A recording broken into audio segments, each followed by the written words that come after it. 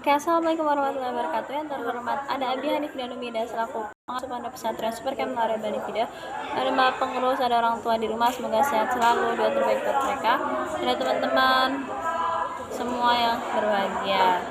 Nah, jadi pada malam hari ini saya akan mempresentasikan tentang kitab mantik bab syakal. Nah, jadi di sini bakal jelasin tentang syakal, sebab itu kedudukan hat aswad dalam mukadimah sama syarat-syarat syakal. Nah, jadi kita langsung aja ya masuk. Jadi apa itu syakal? Jadi syakal secara bahasa itu ialah bentuk sebuah perkara, sedangkan secara istilah ialah rangkaian yang dihasilkan dari pengumpulan dua qadiyah qiyas tanpa pertimbangan beberapa sur.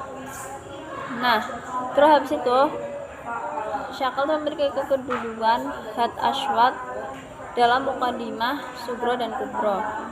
Nah, jadi itu ada 4. Yang pertama ada syakal pertama, ialah yaitu yang menjadikan hat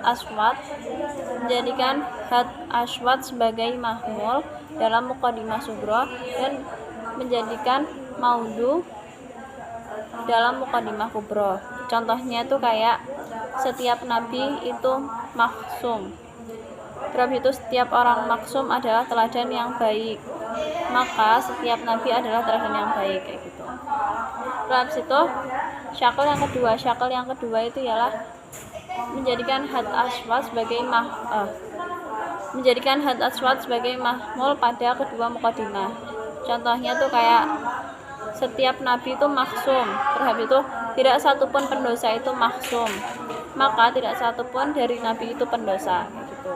Nah, terus itu syakal yang ketiga itu ialah menjadikan hat aswad sebagai mawadu kedua mukadimah.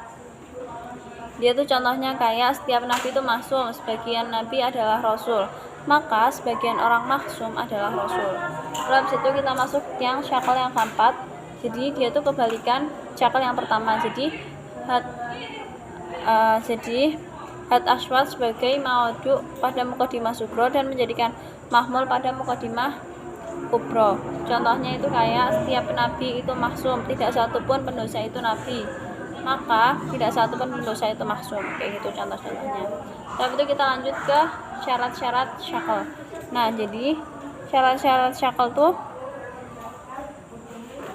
jadi untuk menghasilkan sebuah natijah yang jelas dan pasti ada beberapa persyaratan yang harus dipenuhi pada setiap syakalnya. Nah, itu ada 4 syarat. Yang pertama itu adalah mukadimah sugro itu harus mujabah. Terus habis itu mukadimah kubro itu harus kuliah. Nah, terus habis itu kita masuk ke syarat yang kedua. Kedua, mukadimah itu harus berbeda kualitasnya. Terus habis itu mukadimah kubro itu harus kuliah.